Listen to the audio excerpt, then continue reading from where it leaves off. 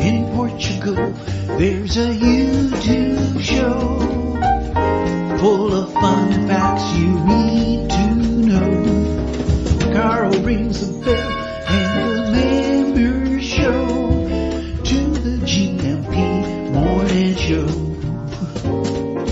Featured guests will come and they will blow your mind. The audience will do so in kind. The little vanity mixed with some insanity on the morning show with GMP. Good morning, Portugal, and I'd like to welcome you to another fantastic day. Hey, Gumpers.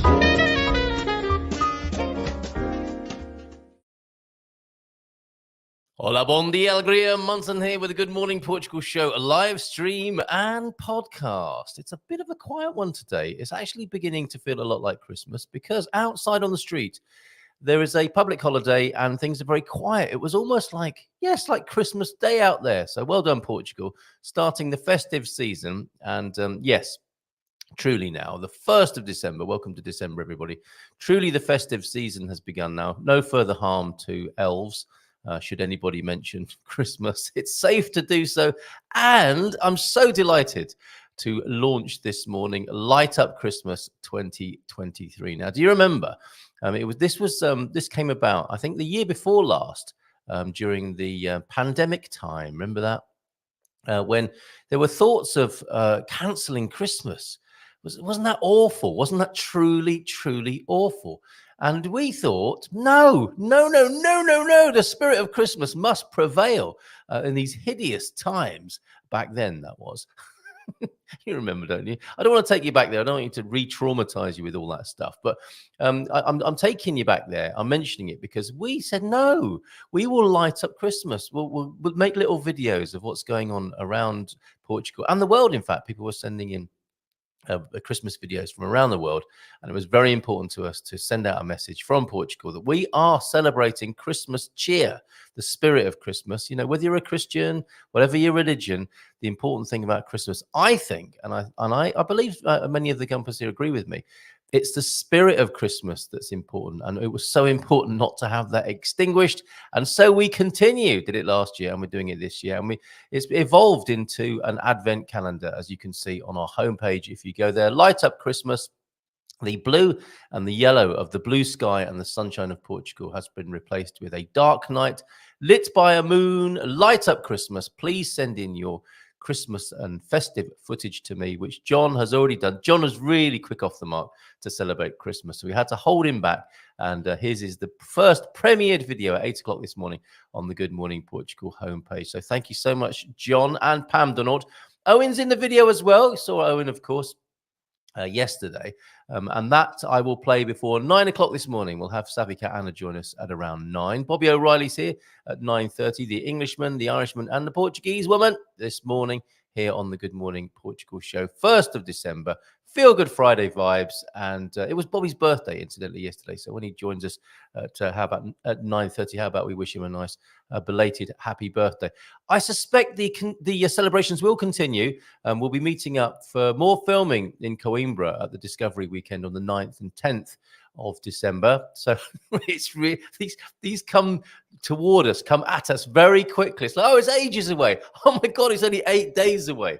We'll be in Coimbra and we'll be filming some more. So I suspect we'll be continuing Bobby's birthday celebrations then. So there it is on the homepage. The advent calendar for 2023. We'll be counting down to Christmas. You see that 24 little squares there. Each of those will be replaced by a Gumper video from somebody or an organization in the Gumper community. If you want to send your footage, I'll knit together the video and I'll show you how it works when we play John and Pam's video before 9 o'clock this morning. So really looking forward to receiving your footage and opening a window each day as we light up Christmas 2023. Right, who's in this morning? Let's have a look. shall we? The three wise men of the Gunpocalypse, of course. Coach Turner was in at 7:49. I was up early this morning doing the advent calendar. Got up just after 6. It was lovely. And I took the dogs out this morning not long ago, and it was really peeing down at around 6. Me and Mrs. M looked at each other and like, oh my goodness, is the ark ready to put these cats and dogs aboard and sail off into the flood? It was torrential this morning. However, fingers crossed now, there is some blue sky. The clouds are moving away, and fingers crossed for all the events that are happening today and this weekend, most notably for me here on the Silver Coast, the Beer Festival, which starts today and continues tomorrow. Looking forward to going along to that and talking to a few of the craft beer manufacturers, hearing some great music and eating some awesome food as well there at the Silver Coast Beer Festival. Let us know what you're up to this weekend. We've got a few highlights from Bairrada, certainly from Bairrandi today to get the party started in the country. And I think a lot of people will be celebrating independence from Spain today. That's what Restoration Day is all about. And there is a post up at GMP VIP. If I've got time, I'll come back to that and give you a bit more of the background and history on Restoration Day. Every 1st of December, though, you're going to get a public holiday here in Portugal. A little bit inconvenient as people scrabble and panic to cross the line to qualify for the NHI. It was really quite the atmosphere last night on the webinar and the Dream Team session. I understand that people are quite fraught and anxious about the situation, not just because of the NHR, but because of the change from SEF to IMA. We're coming up to the end of the year. It's a perfect storm for anxiety-causing challenges, really, at this time of year, and this time in Portugal's history, with the transition, with what's going on with the government. There's a lot going on, and it was a little bit tense last night, and we did our very best to help people. A great job, Dream Team. See you again next Thursday evening. And of course, the Expats Portugal Christmas party has been announced. The last Thursday before Christmas. What's that going to be? We are December the 1st now, of course. So the 21st will be the Christmas party with Jerry Lawler's legendary Christmas quiz. So looking forward to being the quiz master. Jerry writes it, puts it on the tee, and I smack it down the fairway. So we'll have a lot of fun that night. And he's offered to play guitar behind my recital of my love poem to Portugal. Trouble is, it's only it's like a 5. Is it? Yeah. It's only 5 lines long, so it's not. It's going to be quite a lot of build up, not much climax. Who doesn't like that first thing in the morning? Okay, let's see who's here. Very nearly went to the chat. Got distracted. Morning, Coach Turner. How are you? Bon dia todos. And now the end is near of the week anyway. Thank God for that. A sad day yesterday, wasn't it, for RIPs as well? We lost Shane McGowan, didn't we, in the last couple of days? 65 years of age. In many ways, it's incredible he made it to 65, right? But still, a tragic loss and a young age by modern standards. That so Shane McGowan, and I'm sure he will. He won't enjoy the Christmas #1. His record company will, but he will be honoured, won't he? Of course, that's a surefire Christmas #1, isn't it? The Fairy Tale of New York with Kirsty MacColl and Shane McGowan. So R.I.P. Shane. And Sticky Vicky, who I'd never heard of, who was a dancer, I think. Her name was Lola. She was a showgirl. Her name wasn't Lola. Her name was Sticky Vicky. And she was very popular in Benidorm. Lost her as well as some other notables from politics as well yesterday. And certainly near for them. Feliz Sexta, putting the sex in Sexta-feira today. Welcome aboard the Good Morning Portugal show as we light up Christmas 2023. God Squad tip of the day then from the coach. We've been looking this week at a set of exercises that will go a long way to improving our health. 30 minutes of walking each day and 5 minutes each of legs, arms and core twice. Hold on a minute. 5 minutes each of legs, arms and core twice. Does that mean 10 minutes on each of those? Or I think I need a little bit more of an explanation. I'm well up for it. I've got to tell you that, Coach Turner. And I think, yeah, definitely doing the 30 minutes of walking. And I would like to have a leg day, an arm day, and a core day. And I was going to say a boob day. Yes, every day. But that's just me. The only addition to that, You're a leg man, an arm man, or a core man. The only addition to that would be to make one of the walks include a little more speed. Not that sort. Just push yourself a bit harder matron, for 20 to 30 seconds. So you start to have to breathe deeply. You'll feel better afterwards. Thank you very much. Where's T-Duck? Oh, here he is. Good morning, Coach. Thank you for those, Ian, Coach Turner. Good morning, Coach. I saw a gymnast walk into a bar. She got a 2-point deduction and was removed from the competition. Stop it. Okay, James was in as well. At when was that? 2 minutes past 8. Bom dia, campus. Feliz sexta todos. He too put in sex in sexta-feira. I'm gonna have to leave a bit early. Headed to the Festa da Cerveja em Óbidos. Excellent, brilliant. Hope to see some of you there. Absolutely, good stuff. I was thinking, is it going to be Friday or Saturday for me? Is it going to be both? We shall see how that turns out. So you're going to be there today, James. That changes things. I might have to pop up there and make an appearance both days, and decide later which will be the longer of those visits. Fortunately, got friends who live up there, so maybe be able to crash out on their sofa too. Excellent stuff. See you up there. Bon dia, alegria, campers, from T-Duck at 8:07. Then with a deep thought. Deep thought, change of atmosphere. Dr. Seuss is back with a deep thought. When at last we are sure you've been properly pilled, then a few paper forms must be properly filled so that you and your heirs may be properly billed. I didn't know Dr. Seuss wrote commentaries on the American medical system as well. For books that Geisel wrote and others illustrated, he used the pen name Theo Lazigue, starting with I Wish That I Had Duck Feet, published in 1965. My goodness. Lazigue is Geisel, spelled backward, of course. Very good. Ever playful, Dr. Seuss there. Thank you very much for that. Portuguese saying of the day. These will all go into the GMP VIP depositorium. Portuguese saying then for December from Borda d'Água.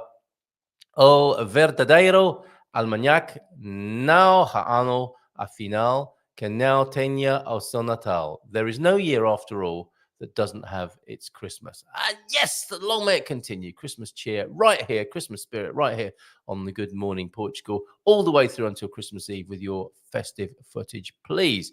The lies we tell our kids, I think we'll come back to those when we have Bobby on the screen. And he loves a dad joke. He knows he loves a dad joke. It's not always obvious on his face, but definitely saving those to share with him. João de Nort, whose video we will premiere and play this morning to kick us off with the Advent videos, is here. Bom dia, alegria a todos. Feliz Dezembro. By Randy, the aforementioned, also here. Olá, Malta. Bom feriado. A lovely, bright start to the day. Yeah, it's looking that way now here. It wasn't an hour ago, I've got to tell you, and it's 17. No, sorry. It is, yes, 17, nearly 18 degrees inside the studio, and a mere 13. When I start the webinar on a Thursday night, I ask people how they're doing and what their weather's like. It always makes me feel better. If I'm feeling a little bit sad about I don't do it for that reason. It's a nice way of connecting with people around the world, asking about the weather. I'm British, you see. You always do that. How's your weather? And 5 inches of snow in New Mexico, cold and wet cold and dry in Wales last night, Peda said. And it was cold and wet in UK as well. So yeah, pretty chilly. And in Calgary as well, we had somebody in Calgary too. We had the best of it. You wouldn't have thought so looking out the window, but yes, I think the good weather's coming that was promised for this weekend, right? Looking out the window here. That's why I keep looking out the window that way. Okay. Pamela's here. Bon dia to you. It's the Christmas parade here in Alcobaça if rain doesn't stop playing. Now, the rain has caused trouble, hasn't it? In Óbidos, not at the beer festival, but in the town, I think they had a bit of a problem with power and the internet. Went to a great Christmas fair myself yesterday, organised by our friend Jacqueline Branco. That was this one. Good job, NVC, the local fundraisers and those folks who do good things in this area. Christmas market, that was yesterday. Very good. Mrs. M enjoyed that. I got in there, sat down at the little cafe, the impromptu field cafe. Had a cup of tea because there were a lot of Brits there. There was Yorkshire tea available. And I saw on the counter, those look a lot to me like Atelier de Dos Bolosh there, and a Bolo de Berlin. And yes, they were tangerine flavor I had, and had a hyperglycemic episode on the way back to the car. So sweet, so lovely. The best Bolo de Berlin, Bolosh de Berlin in the whole country. So, and that's all I did. I got there, sat down at the table, had a cup of tea and a donut, started chatting to the lady next to me, whose name I didn't get, but it was lovely to talk to her. Oh, and saw you, Darlene, and your lovely daughter yesterday as well. Good to see you. And a lovely Irishman who walked in and said, hello there. Where are you from? And shook my hand as if we were long lost cousins. And we had a great chat. He said, I'm Irish. And I said, do you know what? I thought you might be. And we had a lovely little exchange as well. And then he wandered up to Mrs. M. I think I had a hug with Mrs. M. Really lovely Christmas spirit, Christmas cheer kicking in over this way in Tornada, not far from Caldas de Reina on the Silver Coast here. So Alcobaça then, Christmas parade. Thank you for that update. That'll be real pretty. We were there last year, weren't we? That was really good. Was it last year? I think it was last year when Mrs. M. I said, can you try the ginger here? I'm going to make a little video. I think that was our advent calendar video, her trying the ginger. I looked away for a moment and it was gone, including the chocolate cup. I said, well, did you drop it? No, I just drank the lot, just sunk it. I think we'll go back and do some more of that. So have a ginger for us, or a ginginha over there, Pam. Have a great Christmas parade in Alcobaça. Matty's in. Bom dia, Alegria. A Torres de Pombal com muito chuva. So very heavy rains over there in Pombal, chuvosa over there right now, agora. Hola, bom fim de semana from Aviva in Madeira. And happy Independence Day from Amy and Greg. Great to see you two here. Amy, I need to get in touch with you. You might like what I've done. You might not, but I think you might. Following on from a conversation we had like 2 Discovery weekends ago. Maybe we'll see you in Coimbra. I hope so. Happy Independence Day to you. Igualmente. Sorry, ran out of characters. I meant doing 5 minutes of each twice a week. Okay, so if you do legs, arms, and core, we could be on a 3-day cycle, couldn't we? We should have a rest day as well, though, right, Coach Turner?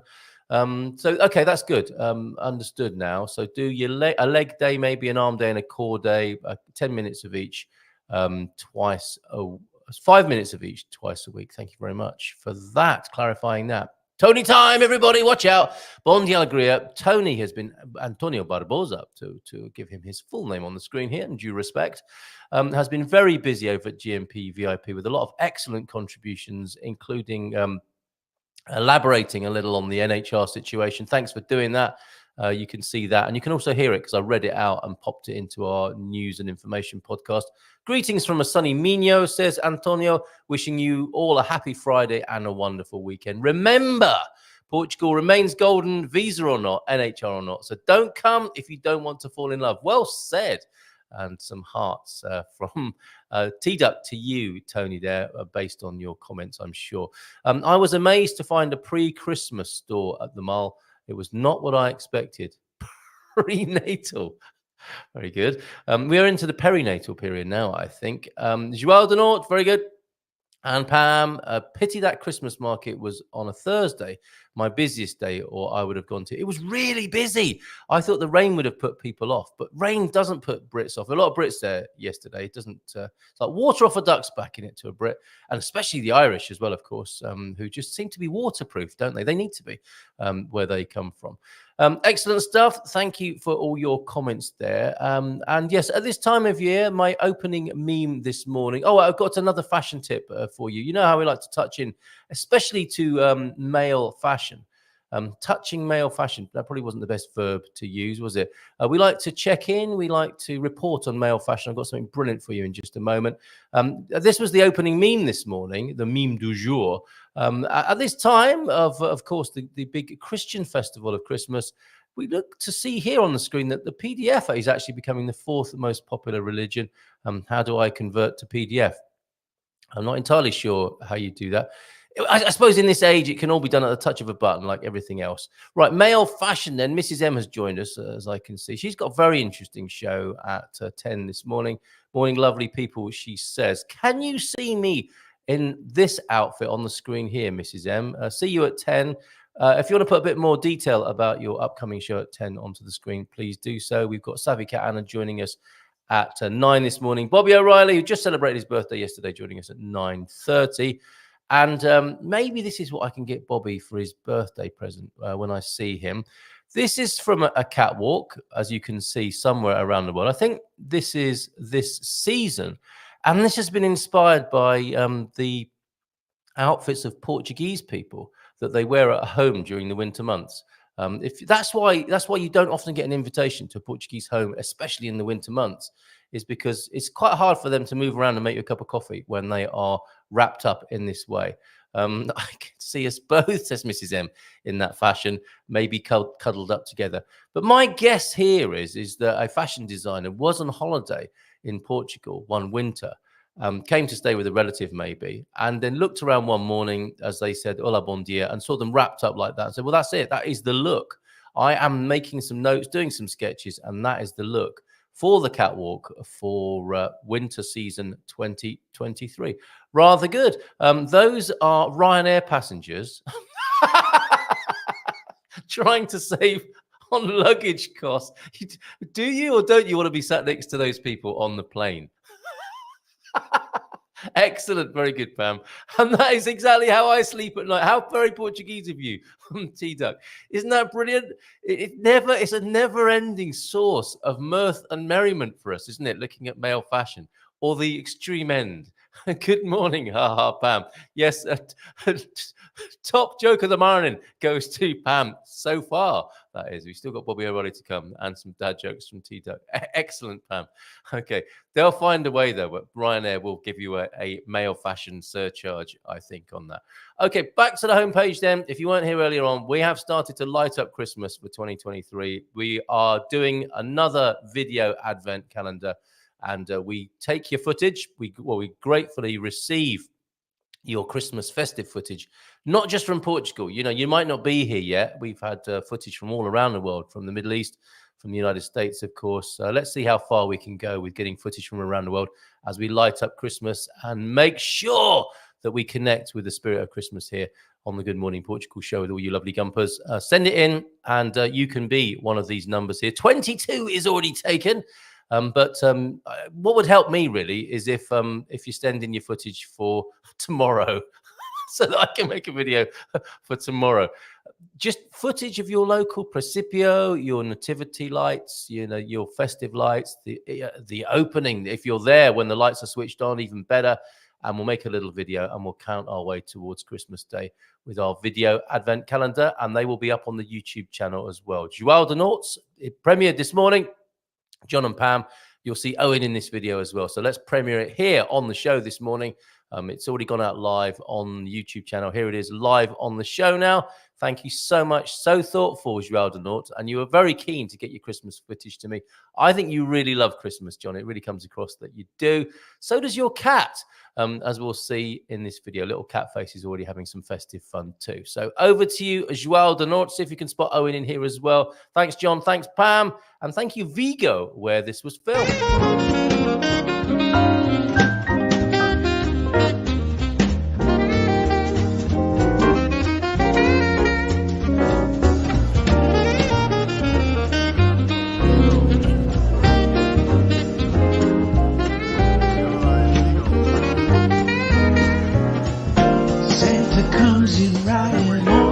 Surfboard. The elves are happy to be gone from the cold, snowy north. A reindeer riding waves in their finest beach gear. We're all enjoying Christmas cheer. Oh, the family all together tasting all the treats. But the favorite is always some of my grandma's sweets. The lights are twinkling everywhere that we go, and we're all out dancing in the street.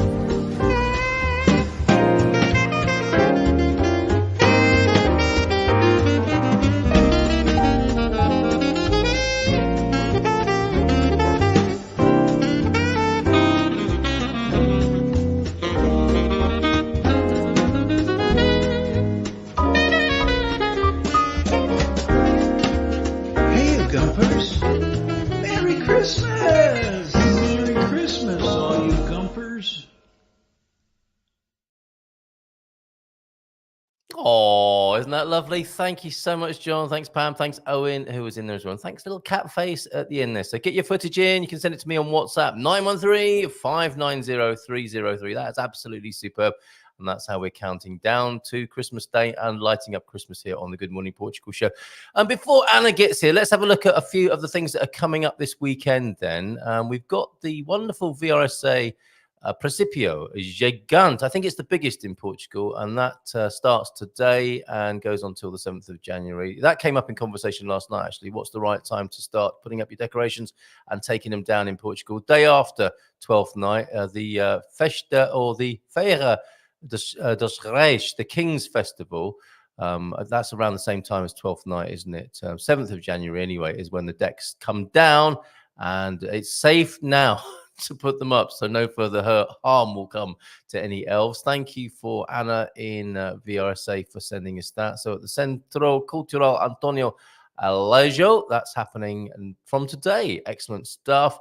Beer Festival, of course, just above Obidos that we'll be going to this weekend. Let's see what else is happening up there in the Bairrada, and all of these can be found on the Gumper map. It's another festival of soups, everybody. Today, loads of soups and stews, €10 for all you can eat. Some hearty winter food. What is it that tastes really good on a cold night? That's it, a soup, says Bairrandi. The tradition lives on, and the soups are back. The soups and the best bifaninhas, I think he's saying. They're not just bifanas, but bifaninhas. We will light up the Christmas lights together. So there's a possible opportunity for getting some festive footage over to us here at GMP. Thank you, Andy, for that one. And Christmas and New Year in Oliveira do Bairro. That looks like it's kicking off today as well. Yes, it is. 1st of December through to the 7th. That's how we roll, isn't it, here in Portugal? It really starts now, the 1st of December, and things will go on until the 7th of January as we go into 2024. Ice rink there in Oliveira do Bairro.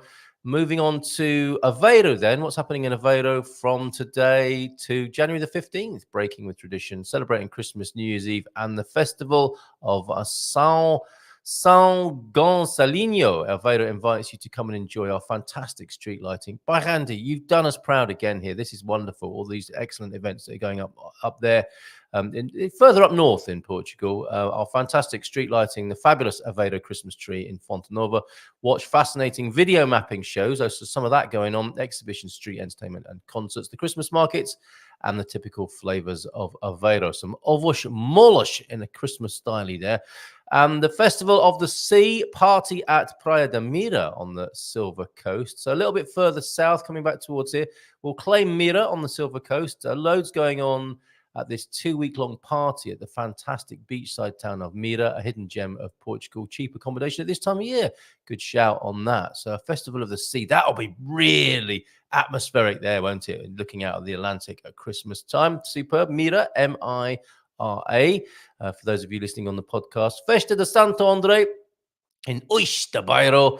That's one of those lovely posters, isn't it? That's been made by somebody in the community there in Oix do Bairro. Love those sorts of posters, multicolored. Sábado and Domingo. That's happening this weekend. Then tomorrow and Sunday, the Saint Andre Festival there. We go to a festival lunch staying in the Bairrada, and a lunch at the Fat Farm and Quinta do Gordo. Sounds nicer in Portuguese, doesn't it? Quinta do Gordo. Best Portuguese roast chanfana, €15. Mixed grill, €13. That sounds like it's right up Andy's street. That does. Come enjoy good food. Do you take your own HP sauce to that for the mixed grill there, Andy? Come enjoy good food, good company, and help us make this event a memorable one. We count on your presence and support. Please be advised that the bar will be open all afternoon. All right, yep, we're in. And we're going to Samel now in Bairrada as well. Another one of those cracking local posters there. That is a lovely village and always put on a great party. Andy knows all of these parties intimately. Well, he knows the beginning of them, doesn't always remember the end of the parties in these lovely little villages and towns of the Bairrada district. 80s and 90s party. How about that? If you want to dance like it's and party like it's 1999, or even any time in the 80s, and you're glad that no one really knows you, so you can really let your hair down. Look at that as a cassette on that poster, and some cracking 80s graphics. I've got to say that those style of 80s graphics are what's remembered about the 80s. I don't remember seeing them so much in the 80s. I've seen more of them, of the graphics like that, since the 80s than during the 80s. But that's how it is with history, isn't it? Another evening of excellent music and great fun. Come join the party in Cantoneda, 80s and 90s party. That's on the Sunday, this coming weekend.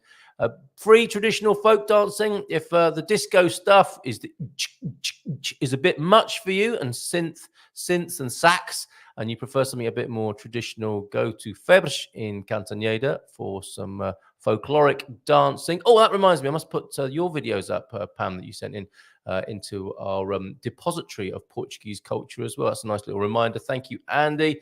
So folkloric dancing there in Cantoneda as well, or near Festive. And there's a duck. We'll come back to that in just a moment. Sorry, T-Duck. That took you by surprise, possibly there. New Year's Eve party in Amoreira de Gandara in Bairrada. If you want to put that in your diary, €6. You get a seat at the table. Really? You get to eat and drink for €6. Live entertainment and a glass or two of bubbly. Oh, bring your own food. So you get a place at the table, and you get a couple of glasses of bubbly and some live entertainment. And you basically, it's a picnic at night. That's a great idea, isn't it?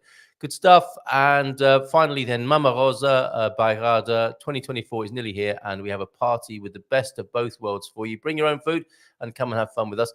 This is a good idea, isn't it? So it's like a picnic at night, a Parc de Merendas, a Christmas style, evening style. Bring your own food and come and have fun with us, locals and immigrants alike. DJ Luis will liven up the night, so there will be no shortage of good music and a great party atmosphere. It's in the Village Hall, and the chosen location, yes, the Village Hall of Mama Rosa. Price is €10 per person. Children up to 6. I've got a ticker tape in the way of that, so let me just stop that for a moment. Children up to 6 years old do not pay. Excellent. And each table is of up to 10 people, so that can be a really nice family do on New Year's Eve for you. Excellent stuff. Thank you so much, Andy. And of course, I put this on the Gumper map myself. Did I mention the beer festival that's happening this weekend on the Silver Coast, today and tomorrow? There it is, right there. Let's give her a nice big round of applause. She joins us now. Oh, hold on a minute. One more thing. Monday night, Espumante and Madeira, hosted by Michael and Catherine Whitby. Oh, must remember to get those. Got your package. Thank you so much. I haven't opened it yet. I'm just waiting for the right moment to open up that package to feel that spirit of Christmas, the Whitby. So thank you very much for your post. I think I'll open that today. Later on today, we picked it up from the post office yesterday. Feeling very festive. Espumante and Madeira this Monday evening at 8 o'clock. Make sure you join us if you're interested in Portuguese booze. Savvy Cat Ana is here, everybody. Let's give her a nice big round of applause. And bring her onto the screen. Hola, bon dia. Bon dia, Carl. Hello. And it's December, isn't it? It's Friday. Feel Good Friday. Yes, it's the 1st of December, end of the year. It's been a very tribulated year for me. Yeah, it has, hasn't it? With one thing and another. Oh, my goodness. How are you? I'm surviving. Oh, it's that good, huh? Well, I guess. But I have a much more positive overview now, mostly because I got myself a plan for changing a bit of my company position and try to get to a different market. But this time I'm actually going to have an investor involved, so I can't go too big on the details because, Oh. But yeah, I'm looking forward to that. And although I'm definitely not looking forward for the whole chaos the government is causing, Portugal still has a lot of positive things. And the theme you gave me, it did make me think a lot. Like, thing is, up until I was a business owner, I actually was one of those persons that, sure, I went to vote, but the government didn't really affect me that much. And, it was just people that were there, and people mostly complained about it. But now that I'm a business owner, it definitely affects me directly a lot. But that's not the case for most people. And the whole NHR situation. They actually released something new on the 27th, but I haven't looked into it on detail on how exactly the new announcements were. But overall, it's still possible for both foreign expats and European Union expats to come to Portugal and still have the 10 years NHR as long as they get things moving until the end of the year. And that may be a rush to a lot of people. I've been having quite a few calls You're not lately kidding. of people just panicking. Do I still make it? Right. Which Yeah. is fair, right? They did make it a very small timeline, but Yes, they've caused a panic. They've caused an absolute panic, and under certain conditions, it is still possible in this transitionary period, and it's still quite confusing because there's this condition, isn't there, of like if you'd showed it, if you declared your interest in moving to Portugal this year, you could qualify as well. But the details of that haven't been clarified. So yeah, more well, I chaos. think even the government doesn't exactly know what they are. So No, surely not. Yeah. but yeah, hopefully things get a bit more sorted out. Yeah. But yeah, government wise, I am not too positive on things, but the rest of the things that brought people to Portugal, they still are here, right? So we still have an amazing Of climate, course. one of the Yes. safest countries, very good quality of life, amazing Yeah. food, amazing quality food products in general, and those things are not going to change. So it's just a matter of people just studying if their pros are still higher than the cons. Well said. Very practical. That's the way to deal with the kind of emotional atmosphere that's been created by the government. And this is what politicians do, isn't it? And what governments do. They tend to, whether they do it on purpose or not, I will not comment. But certainly the result seems to be that they get people stirred up. And it doesn't put people in the most peaceful or resourceful state. So well said, calling it, bringing us back to practical matters. Weigh up the pros and cons. Take a breath, let things calm down. And as Antonio is saying here, Portugal remains golden, visa or not, and NHR or not. So don't come if you want to fall in love. If you don't want to fall in love with Portugal, because you still will. There are so many things, as Anna has just mentioned there, to fall in love with, and it's all relative, isn't it?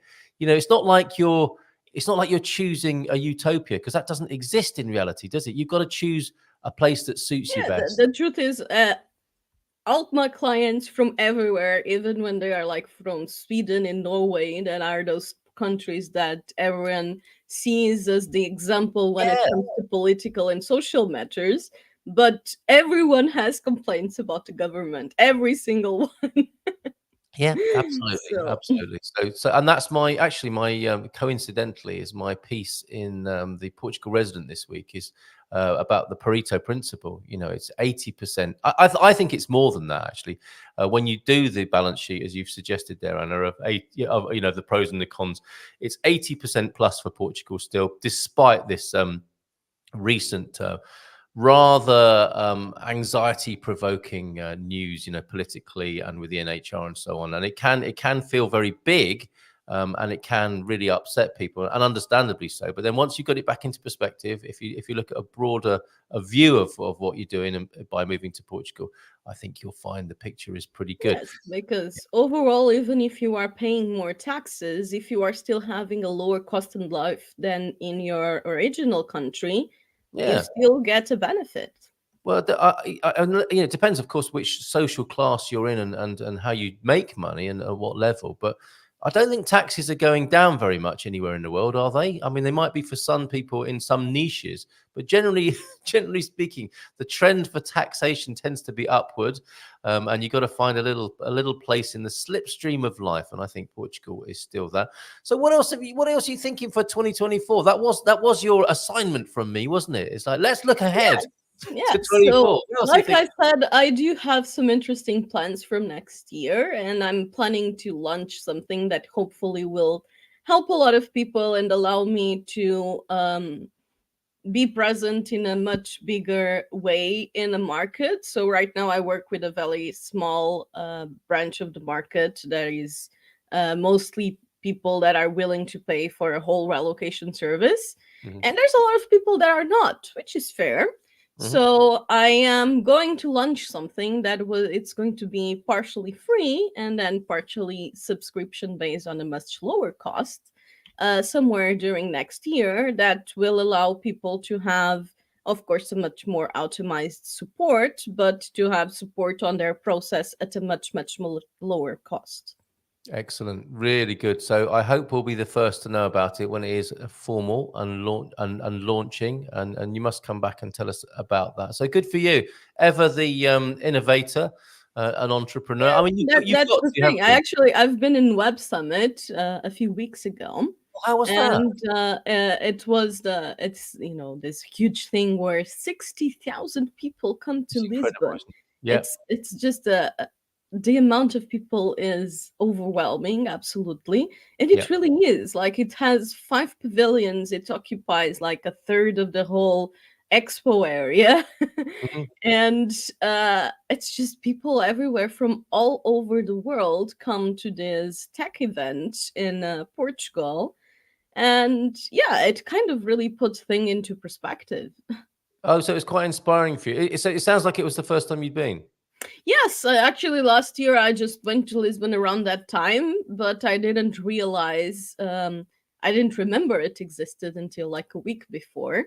So the tickets were ridiculously expensive, like 1,500 euros or something.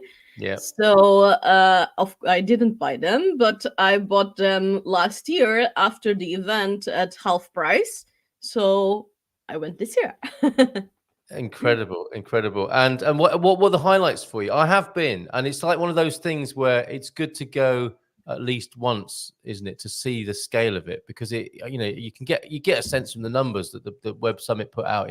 So many people coming from all over the world, so many exhibitors, so many punters who are going along, so many projects launched, this sort of thing.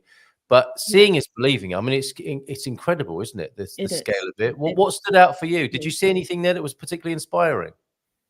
I think in general it's very worth it for anyone on the tech industry. I mean, even if it's people looking for jobs, there are so many companies recruiting there, and growing companies and tech areas, and a lot of them work from home. The whole tech thing that you can just do it on the computer. Yeah. And it's inspiring to see the innovation. This year it was very much about AI and how it's going to revolutionize the market. Yeah. I That's already happening, the whole AI revolution, and things being replaced by AI, and the panic of, is AI going to take my job? I personally don't believe that.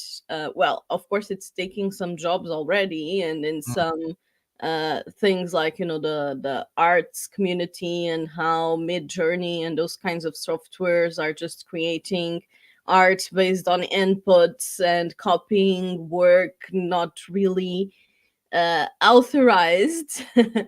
So it's already creating a lot, and I see, especially in the arts community, I see a lot of people just complaining, and rightfully complaining, of how much the AI is taking back Oh, their really? jobs, and small artists.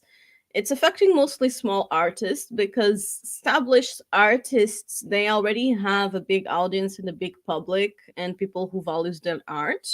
But the newer artists and people who are getting newly established and don't really have that market trust yet, it's very hard. It's going to be a lot harder for small artists to get into the market and get established, because you can get pretty decent art out of a generator software like Midjourney at a really low cost. So it costs like cents. I think you pay, I don't know, like 15 euros to get 1,000 generations, something like that. So in that way, I think it's going to affect markets in similar ways. So low speciality and people that are at the beginning of the work, it can go two ways. Yeah. So people can use it as a tool in order to get more specialized and um, accelerate their learning curve. or it can just completely take them down because it's Yeah. very much harder to get monetized in that way. What an exciting time to be at Web Summit then, when all talk is about artificial intelligence. I was having a quick chat with Louisa, Mrs. M, this morning about Chat GPT, and I could see how, I mean, it feels like it's come suddenly from nowhere, and everyone's using these tools now. I haven't yet. I guess I'm using them without knowing it consciously, because it is the kind of backbone of a lot of software now. So I will be using it, but not knowing it. She's been using it sort of consciously, if you like, and getting some help from and suggestions from Chat GPT. And I feel like I did when I saw CDs come out for the first time. It took a long time for me to convert to CDs and then to MP3s. And, I'm not an early adopter of technology, generally speaking. And it really, the potential of it hit me this morning, actually, in how much it can do for us. And in many ways, we should embrace that, because what I was just thought when you were talking there, and the concerns about artists who feel like they might be replaced by computer generation, is like, well, there is a problem, isn't there, that us humans have become so mechanical that machines can copy us. So what we then need to do is be more human, because that is essentially the Well, difference, yeah, isn't it? but that's the very big discussion on the art community, because not everyone agrees with me. But my view on it is that basically, the AI software is a generative software, so it's you get input a bunch of data and it Yeah. learns from that data, right? So in case of artists, it gets shown a bunch of art from different artists. And in software like Midjourney, this actually was a whole polemic because this art was inputted without the authorization of the original artists. So basically, they trained this software on specific artists, and they basically put almost all the portfolio of certain very well known and very good artists into the software for it to learn from it. And the way that it works, it's a bit different than the way that a human works. So it will basically use the techniques that it learns from those artists and apply them with just, changing colors or changing certain shapes, but it doesn't create new techniques. Mm.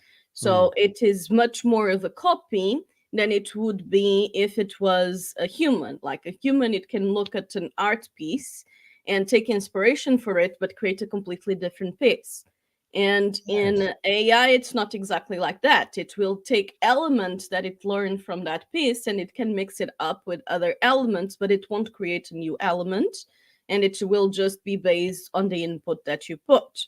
Yeah. So, in that way, I think it can be interesting when you are looking for specific scenarios, but it will never replace an artist. But like I was saying, it's going to make things very, very hard from new artists. Understood. And in a way, from that challenge can come some greatness, can't it? I mean, if you're an artist whose work can be copied, which it always has been, hasn't it, one way or another? I guess arguably you can just copy it faster and reproduce it more cheaply now. That's what modernity and mass production has brought us. But it says something about us, doesn't it? I mean, the process you described there to me is a dead one. It's like, it's mechanical. I'm not saying it's bad, but Yeah, it's not alive, is it? It's not creative. It's not genuinely creative. It's like yeah. just copying stuff. It's the past. It's dead. And Mhm. it may be this whole episode of artificial intelligence and our presumed battle with the machines is to see how we're so different from the machines, or can be, That's the or to thing, see. that the machines are very good at technical and systemized work, Yes, something that you can put into systems, and they will probably become much better than humans at yes, that yeah, because they don't make mistakes. But absolutely. they will never take the creative sides and the problem solving sides of things in the same way as humans do. And the Yeah, same thing applies for ChatGPT. I mean, ChatGPT can be super useful, and even my marketing team uses it sometimes to get some ideas for yeah. campaign text and so on. And for example, even to write an article, it can make your work a lot faster. Like you tell it what you want, and then you just go in and make the adjustments for it to be, more human. Yeah. And the problem in the case of ChatGPT is that it doesn't really check sources, so it can give you very false information, and it's people has to be careful with that. So lots of people take ChatGPT as, Google, and well, it is a bit like Google, and being ever right every time. But no, it can give you absolute gibberish, but sounding like it's not gibberish. And Yes. if you don't know how to tell the difference, it can be a problem. And therein lies the magic, because us human beings need to learn how to, or relearn, or remember how to tell the difference. If you can't tell the difference between a machine and a human being, something's gone horribly wrong, I But would say. that's actually a very hard thing more and more. If you ever work with ChatGPT and generative AI now, when it comes to basic conversations, it is harder and harder to tell if you are talking to a machine or a human being, because it's learning from human I beings, and understand that. even the speech and so on. Yes. So if you are behind the screen, then there's actually tests being done of that. I would do those tests. And I want to do those tests, Anne. I want to be tested. you'll have to search who's doing that. But I've seen like statistics and so on, and more it's getting harder and harder to distinguish the Yes, human from the machine when it sure. comes to being on a screen, at least. And that tells us something about what humans have become. See, my theory, based on what you've just said there, is humans have become really boring and mechanical and unspontaneous. And that's why you can't tell the difference. It's not that machines have got better, it's that humans have got worse, if you I like. think it can go both ways. Exactly, exactly. And if you think about dating, the dating thing with Yes. with AI, if you're having a conversation with a machine, there's something going there's something gone wrong already if you're at that stage. I'm not knocking it. I mean, it's better than nothing, I guess. And but this is But what we. I mean, in the dating world, even the humans are terrible. Well, yes, that can happen as well. But this is always an opportunity to raise our game and to remember things and to become more alive and more lifelike and more creative.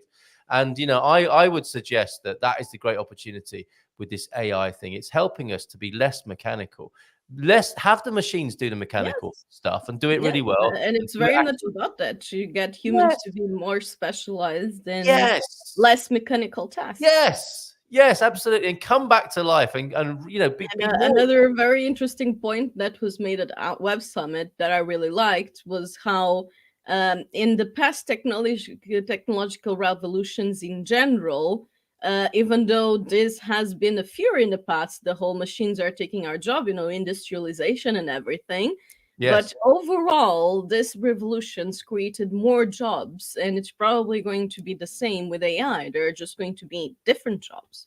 Yeah. You see, and that's the interesting thing, isn't it, with jobs? Is like one day you'll hear someone talking about work and jobs, and it'll be like, "Ugh, I'm exhausted by my job. Why are we in this system where we have to exhaust ourselves, and our badge of honor in life is exhaustion, nervous breakdowns, mental breakdowns, stress, anxiety, just to pay my And mortgage." that's just a big thing when it comes to business owning and so on. And it's the whole hustle culture. Like, if you are not working all the time, you are lazy.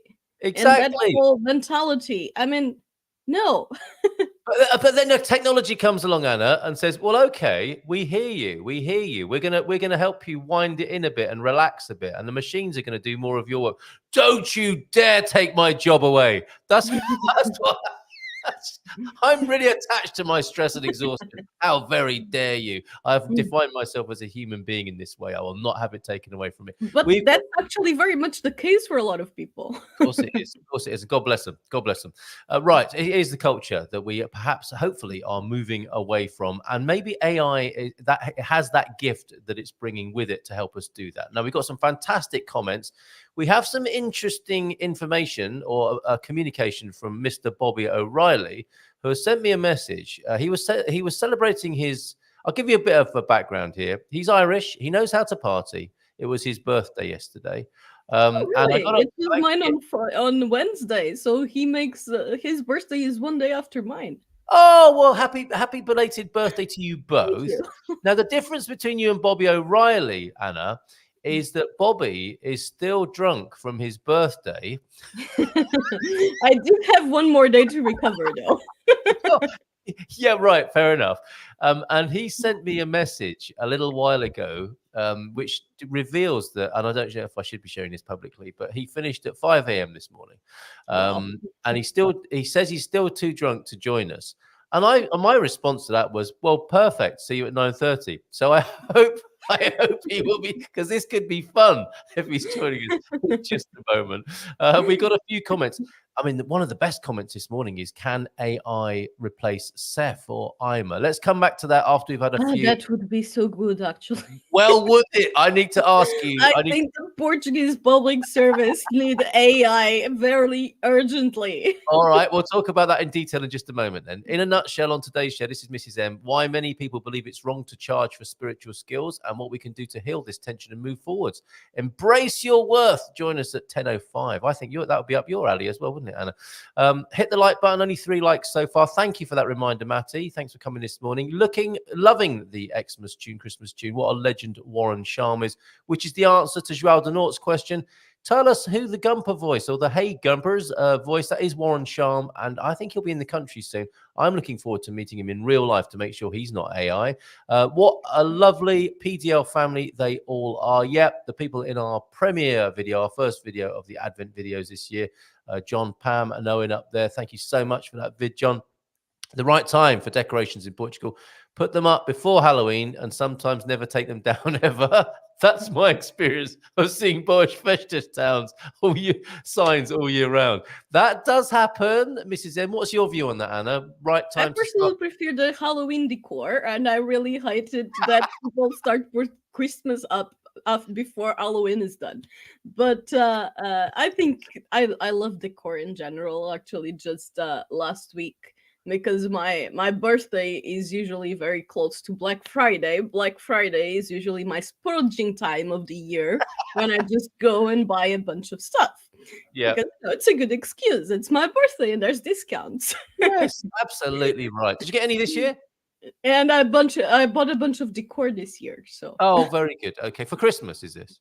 No, it's just things that I like. Actually, I tend to like the more holistic and decor with thematic stuff, like crystals and pentagrams and okay, so you've been busy online with it. It's really much up my alley. Very interesting. Okay, some New Year parties are really expensive this year. There's a Bollywood themed one near us. That sounds like fun. What are the ticket prices for that? Oh, with the NHL, we've got this link. This is Antonio Barbosa's commentary. Thank you very much for that. And we've also made that into a podcast. I was speaking to some Americans at our meetup on Tuesday and asked why so many are leaving the US. They said, 1, the government, 2, safety, 3, healthcare costs. That pretty much sums it up for a lot of Americans, doesn't it? That fashion show is hilarious. No way you can even determine if joking about it would be fat shaming. Well, so everyone knows what we're talking about in case they didn't see it earlier on. This is the new look for the winter of 2023. And my suggestion with this, Anna, I don't know if you saw this earlier on, but what I thought with this is the fashion designer spent winter with some Portuguese friends. And that's how Portuguese people dress indoors in winter, isn't it? To keep warm. That look inspired by Portuguese domestic life, now on a catwalk near you. All right, let's go back to a few more comments before we welcome Bobby O'Reilly on, before he falls asleep in his chair, because he might still be a little bit boozy. Maybe we could have a blanket standing by in case he falls asleep mid-sentence. Maybe AI could replace Seth. I'm going to get both of you to talk about that when Bobby joins us. If an artist can be replaced by AI, which is not generating any new unique pieces, I wonder if that person was even an artist. Oh, Matty, controversial. Even humans are mostly not creative. We take what exists and change it, sometimes into something we've never had before. But even the new thing is informed by the past. Yes, good point. Emotion is the key difference between humans and technology, in my opinion, says James. And being lazy is underrated. Smash that like button. Please, if you could stop being lazy enough just to smash the like button, that would be great. And to truly create something is to bring something from nothing. Otherwise, it's really just changing, evolving something that already exists. And we wait for these truly creative, inspired moments, don't we? And I know you have them, Anna. I know Bobby has them as well. You are creative people, and that's what you bring to your businesses. I think that's the difference. The more that has already been created, the less can be. I think it's an infinite pool of creativity. Onward and upward, human beings. We have nothing to fear from AI. Let's bring Bobby O'Reilly on. He was partying until about 5 this morning. Let's see what sort of state he's in this morning. Keep the noise down, everyone. Oh. Morning, Bobby. Top of the morning. How are you? Happy belated birthday. I haven't looked in the mirror. You're looking great, considering. Oh, God. No, I just saw it. Never again. Fell out of bed. Did you have a good birthday? Unbelievable. I had 3.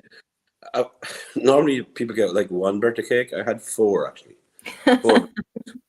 All right. I'm going to bring you a box of donuts as well when I see you in corporate. Oh, yeah. Nice. 4 birthday cakes. What else have you been up to? No, I have a lot of friends over from Ireland, sort of. They came over to help me celebrate. As you can hear from the voice, I was singing all night. Singing all about 5 o'clock this morning. So yeah, it was a bit of a party happened here yesterday. Oh, so glad for you. So glad for you. Yeah. So celebrating a birthday party, and you've launched a new website. We were talking to you both, weren't we, before about how things can evolve and adapt, and how people can come to Portugal still and enjoy the great quality of life and many other features that Anna was talking about. You have this. I mean, is this the right time to talk about it, or would you just like to go and lie down now? Okay. No, I'm like an auto drive, so I'm sure I can get through. You are AI. You've nothing to fear from AI. You are like a machine yourself in this regard, aren't you? Keep working and keep coming up with those brilliant ideas. No, we launched our new D2 visa website, and basically explains everything about the D2 and how it works, and sort of just takes people step by step. There's 12 steps. Yeah. Sort of brings them through the 12 steps to get through the whole scenario. But tells them what's involved. But basically, we take all the hassle out of it. So we've joined up with a law firm, an accountancy firm, and we have an administrational team that basically takes everything. So basically, if you decide you want to do it, they just take over. They tell you what to do, and they do your documents. Obviously, it's a little bit different than Golden Visa or even D7. There's an investment element involved and so on, and a business plan, etc. But they take over everything for you, and but all information is there. So it's D2 Visa or D2VisaPortugal.com. Yep, got that. Now that you have a sort of an ebook as well, it has all the information there as well. Very good. I mean, there's a lot of information here on the screen, and like you say, you can download an ebook as well. It tells you everything that's required, and the context for this, I think, is very interesting because whilst people have been panicking about the Golden Visa, been panicking about the NHR, so much of the emphasis has been on how things are shrinking, and the benefits seem to be disappearing.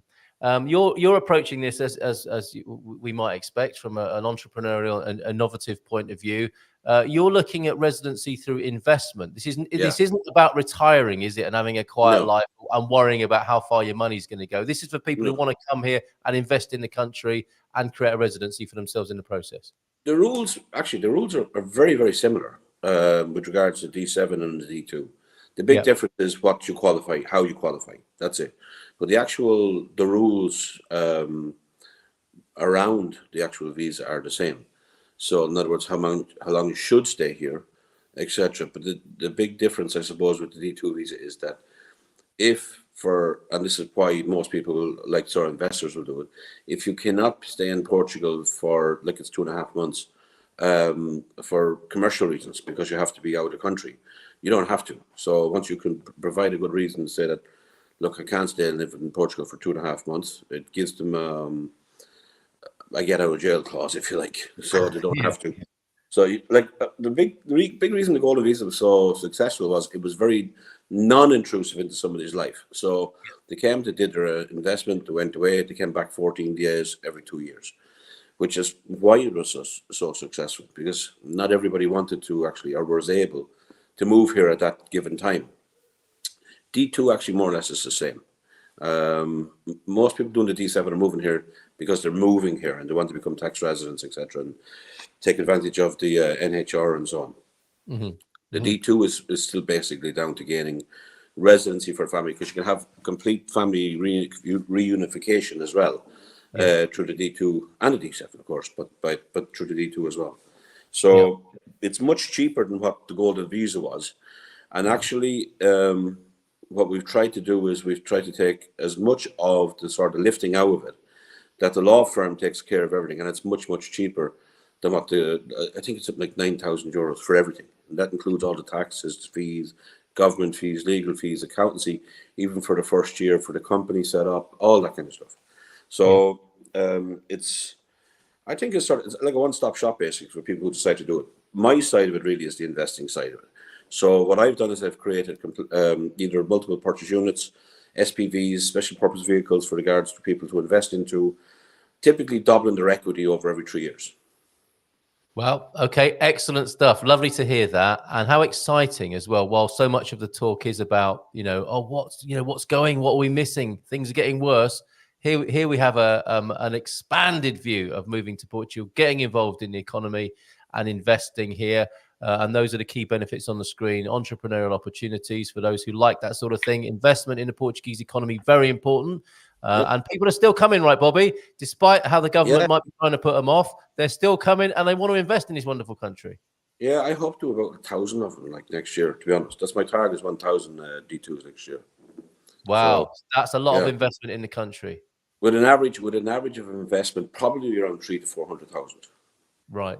That should definitely get you a Christmas card from the new Prime Minister. You would think.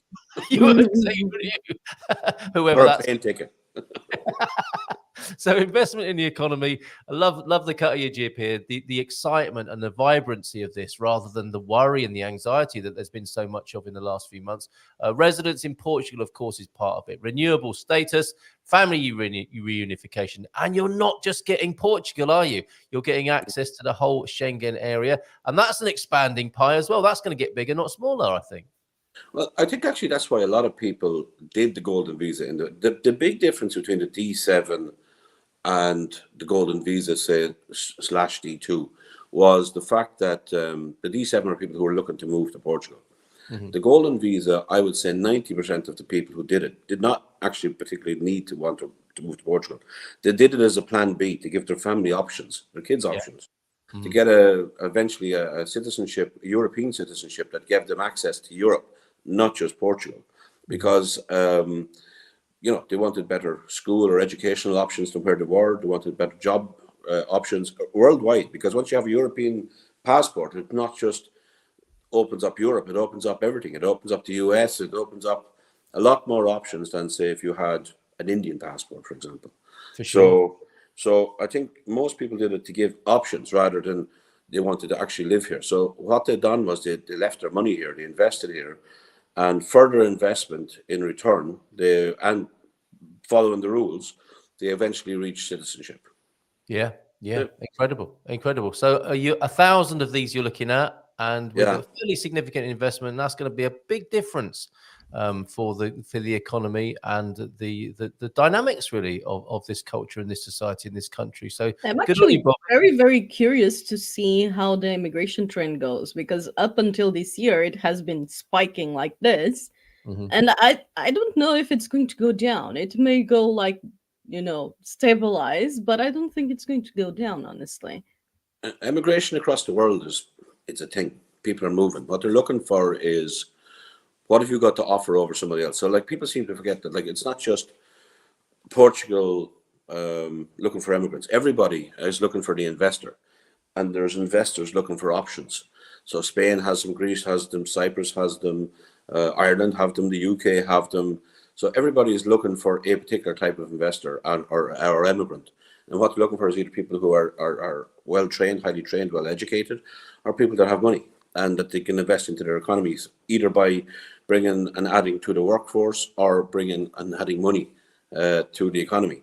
Yeah. So what I think we are very competitive in is that what we offer more than most places is, as like you said, security being the first thing.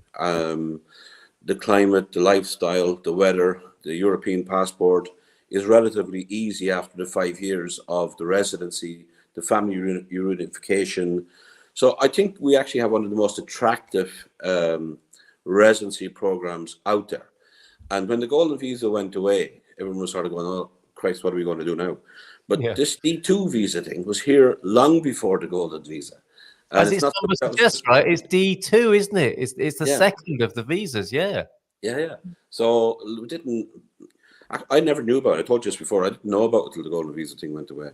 And I had a friend who was doing it, and he was doing it quite successfully. So I said, yeah, that'll work for me. And it works for my clients. And and I started, the website only went live, I think, yesterday. I think it was yesterday.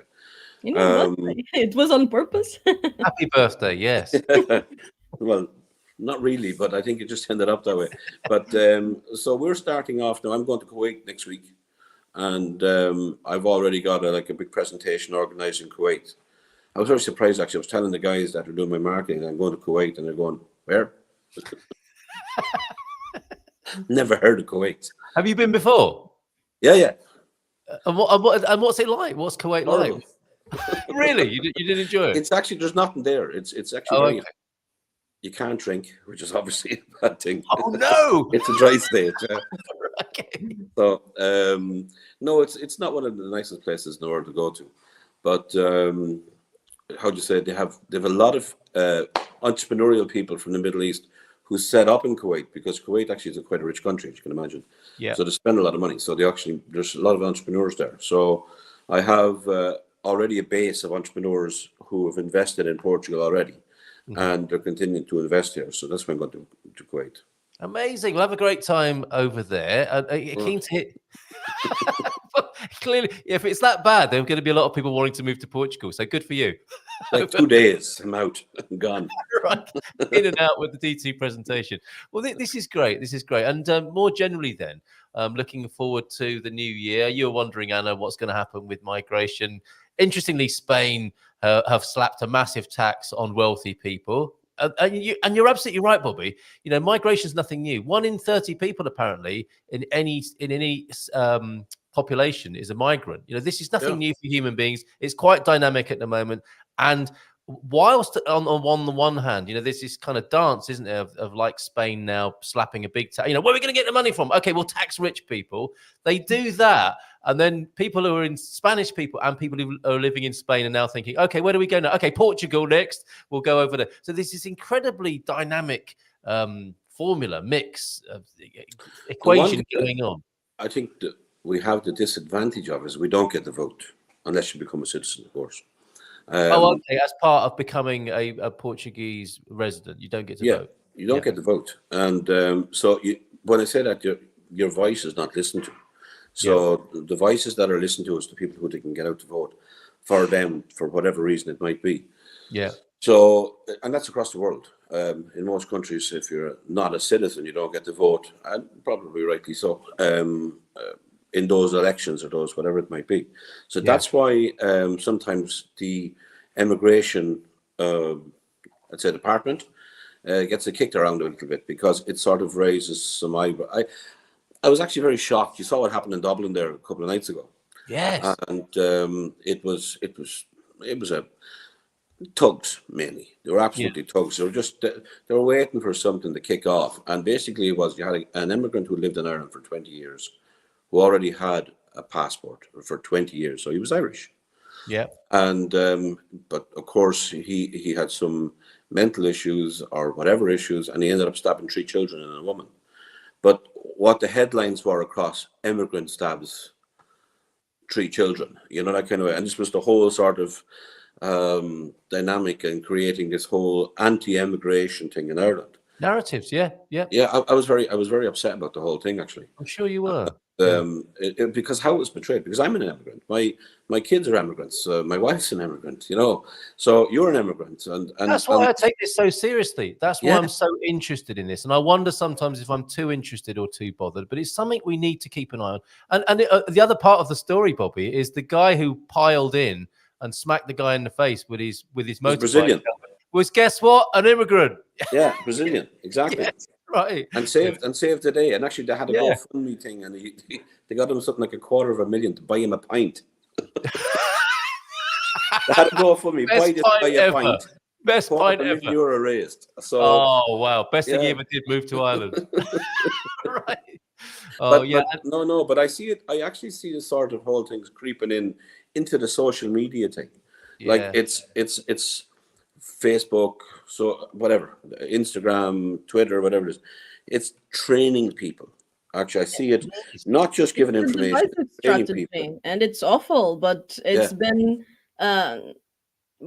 a political strategy for a long time, honestly. And it's the whole thing, them against us, and we are going to be protected from them. So let's vote on this party that's going to protect us from the other side. But that's not how things work. It's not really them against us. It's things can be cooperative and should be cooperative. Yeah. I think we're in a and I mean Europe especially. Without trying to but like I see Europe taking a shift towards the right because of past immigration, but also because of the social media. I think the social media is pushing it a sort of a, how would you say, a narrative of the problem with social media is that people who make the most noise get visible. Yes, yeah. Not always. I make a lot of noise and I don't get the visibility I want, but I get the point. I get the point. And you can stir people's emotions up. It is attractive. Yeah. Social media. But the one thing I can say is here, for example, I know we often give out with the socialist sort of side of it, but thank God. Yeah. There's a bit of it everywhere, absolutely. So. I'll keep on then. I mean, I think it's important to have this conversation. And whilst we don't get the vote, and there are good reasons for that, as I think you said, Bobby, we're new to the country and it's probably a privilege you need to work towards. That's not to say we can't have some sort of voice. And that's what I'm keen to bring together is the immigrants of Portugal, 1 in 10 of the population talking to each other in the different immigrant groups, and also representing themselves to the government as well, and having the conversations to diffuse that. One of the first conversations we should have as immigrants is with Chega and talk to them about, and to separate. There will be people, I think, attracted to Chega who are attracted to that sort of rhetoric and narrative you're talking about, Anna, and the noise and the emotion of, get the foreigners out, they're putting the prices up and they're doing this, that, and the other. But also, you can understand why some people are attracted when they don't feel listened to and heard. So let's listen to them, let's hear them, and let's have the conversations is what I say on that. More positively then, looking on to 24, as we might do this morning, and this idea of AI, I'm going to ask both of you, if you were able to influence the AI that might replace Seth or Ima, what would you do? Anna, first. I would systemize things. So Seth technically has the system, but then the human side and not just the human resources and lack of human resources is awful. So actually, systemizing and digitalizing part of it could work really good. And probably you can keep exactly the same staff, just doing different tasks that would be a lot more meaningful and would actually help people a lot more. So I think actually having a digitalized system for Ceph, and actually a lot of public systems, because they're systems and they can be mechanized and turned into technology, and just you still need the people. It's still in most public services, you will still need the people, but things could work a lot better if they just had the goddamn system working. Bobby? They can work a lot better if basically they're, how would you say, measured in the sense that, okay, you have to do 100 visas this month, or you have to do 100 whatever this month. There's no measurement. There's no actual overview of the work done. There is no adaptation, no test and measure. That's one of the big problems in governments in general, is that they don't really work like businesses, and they should, because they are serving. It's a service. But they're, again, for me, they're serving themselves and those around them, rather than and the favoritism that comes into that as well. So I know I kick the civil service a lot, but rightly so. To be honest with you, I'm just not happy with pay. but with what we get. Yeah. I don't think we're getting value for money at all. And I think if AI could come in and replace them, I think people won't take in AI because they don't want to be replaced. It's that simple. So well, how about this? You know, we say again, it's like having difficult conversations, isn't it? Having difficult conversations with a political party who you think might not like you as an immigrant. How about having a difficult conversation with civil servants and saying, look, we get it. You've got bills to pay. You've got children to raise. You've got a roof to put over your head. We're not after your job. We would just like the job done better. And they can be two separate things. And the thing is, in general, public services are completely understaffed. So they actually need things to be taken off their plate. They're not understaffed. A lot of them I don't believe they're understaffed. I just don't think they're doing any work. And that's it. There's a different way of looking at it. I'm serious. That's my experience, is that there's a lot of staff, but they're at home. They're working from home. Yes. So there was I think there was a ban not too long ago. Well, it was about 2014. It was something like 7 out, 1 in, because they were so heavy on civil service that basically 7 people had to leave for the hire. There was a hire freeze. Wow. So if you wanted to hire somebody else, 7 other people had to leave. But I don't think it was actually implemented, to be honest with you. So I don't know. But both of you seem to be agreeing that measuring output will be quite a useful thing, and AI is certainly capable of doing that. And as you said, Anna, these are systems, aren't they? These are data in, data out situations where AI could really help.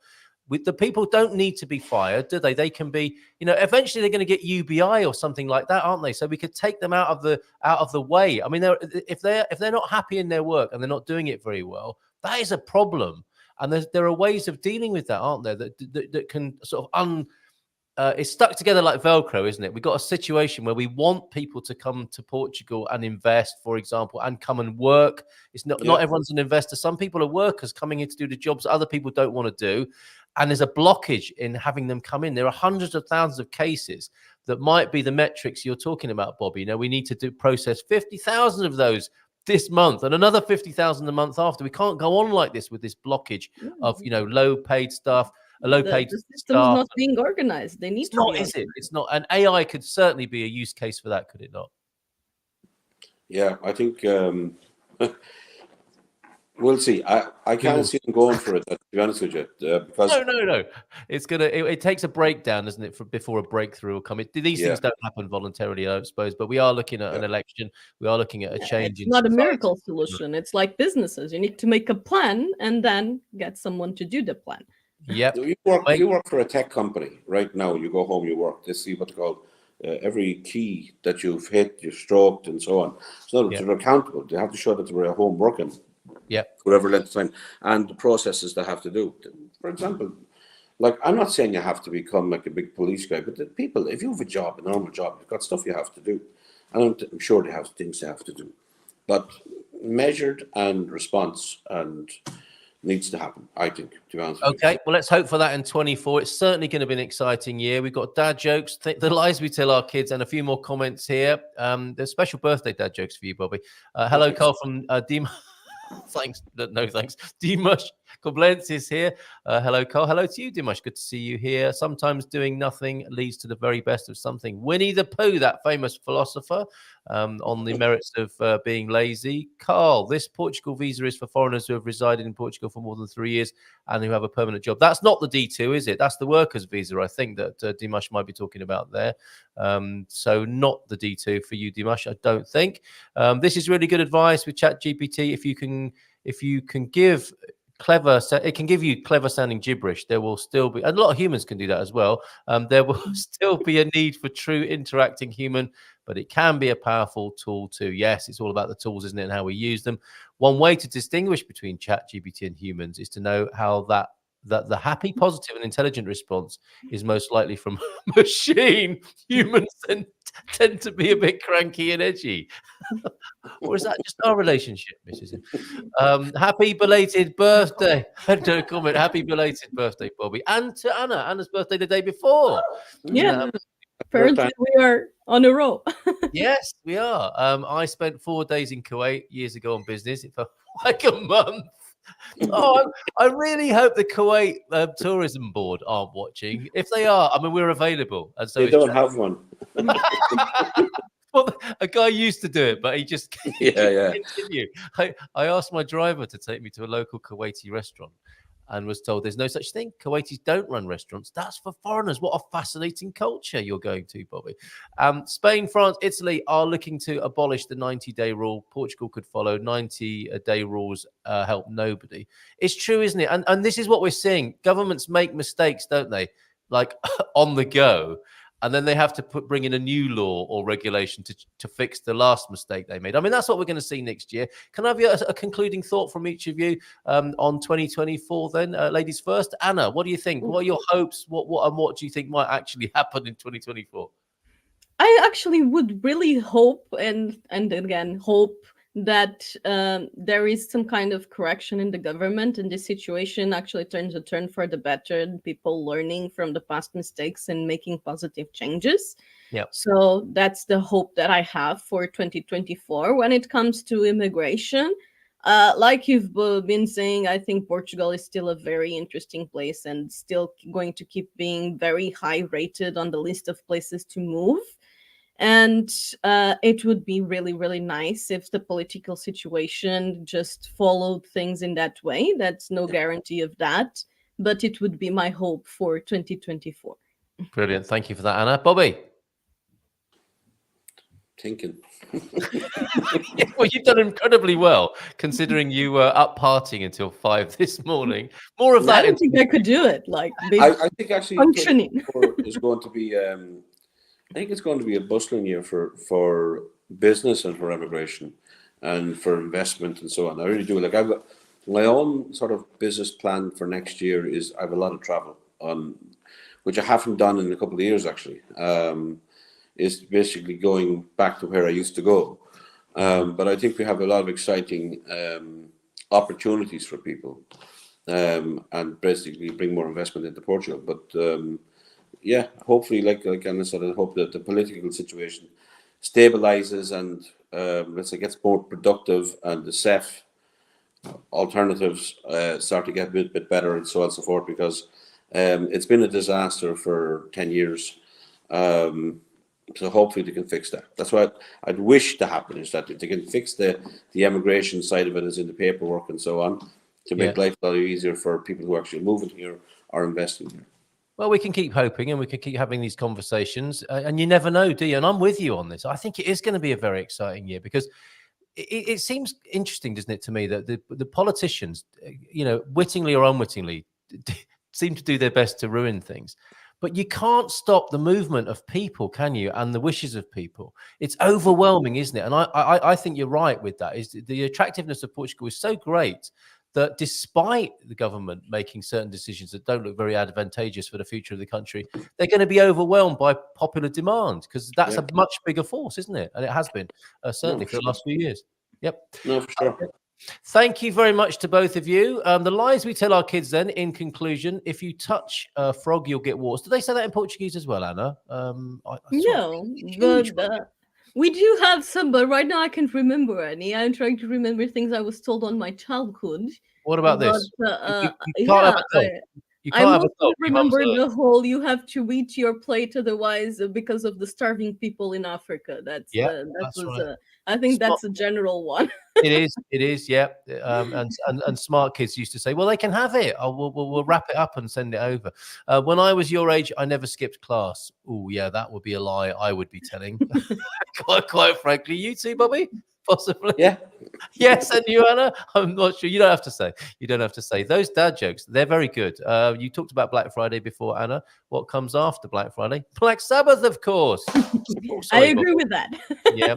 If your head's a bit sore, sorry about the rim shots. This is a bit creepy, this one. I went for a walk with a girl yesterday. When she noticed me, we went for a run. That's awful. We got up laughing. It's terrible, isn't it? I was in an 80s band called Prevention. It was better than The Cure. That's good. That's a very good note to end on at 10 o'clock. Have a great holiday, everybody. Restoration Day. We didn't even talk about kicking the Spaniards out this morning, but a good reason to keep partying today. Have a great Friday. Have a great holiday. Have a great weekend, whatever you're doing.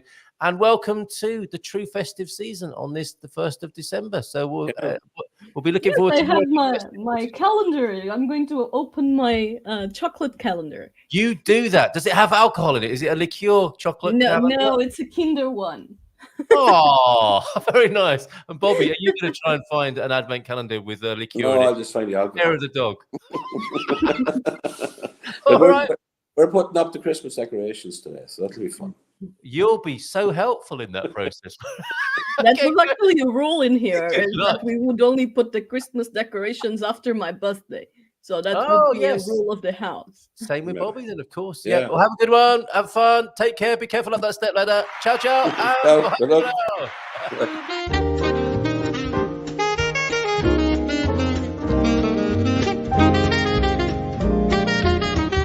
Bom dia, Portugal!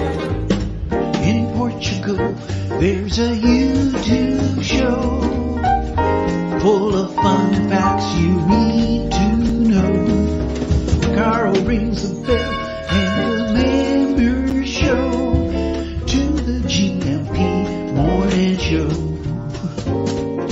Featured guests will come and they will blow your mind. The audience will do so in kind. The little vanity mixed with some insanity on the morning show with GMP. Good morning, Portugal, and I'd like to welcome you to another fantastic day. Hey, Gumpers.